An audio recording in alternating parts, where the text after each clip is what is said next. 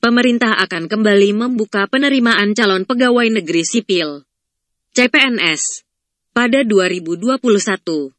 Menteri Pendayagunaan Aparatur Negara dan Reformasi Birokrasi Menpan-RB Cahyokumolo mengungkapkan tahun depan akan terbuka untuk pengadaan 1 juta guru.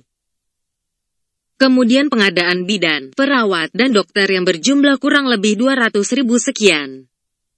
Penyuluh pertanian, penyuluh kebun, penyuluh PU, dan semuanya harus ada, kata Cahyokumolo dalam peresmian Mal Pelayanan Publik di Solo, Jawa Tengah, dikutip dari Kompas Jumat tanggal 28 Agustus tahun 2020.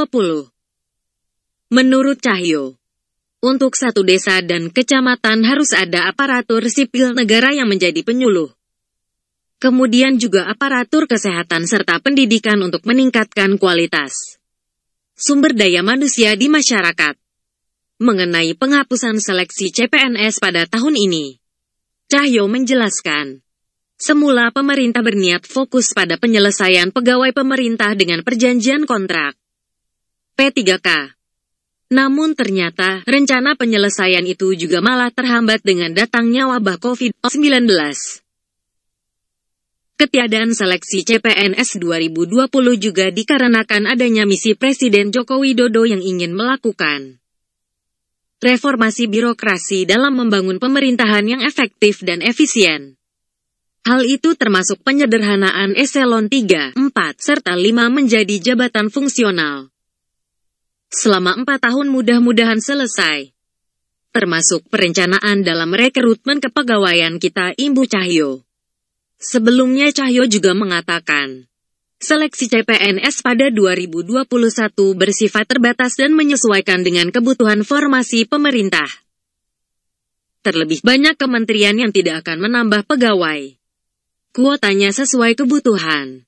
Sudah mulai banyak kementerian yang tidak menambah pegawai lagi, tutur Cahyo. Seleksi CPNS 2020 ditiadakan. Pada tahun ini, 2020, pemerintah memutuskan untuk meniadakan perekrutan calon pegawai negeri sipil CPNS.